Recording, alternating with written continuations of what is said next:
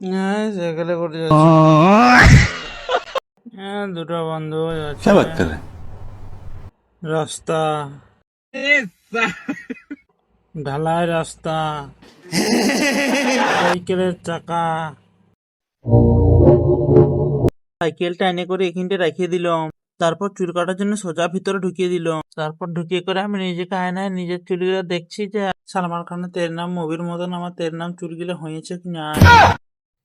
জুতো, নতুন জুতো। আবার আয়নায় আমার মুখটা দেখতে শুরু করে দিলাম। ফাইনালি গাইস চুলটা কেটে নিলাম। ও বাবারে বাবারে, আর অত অ্যাকশন দেখাতে হবে না, পুরো নায়ক লাগছে।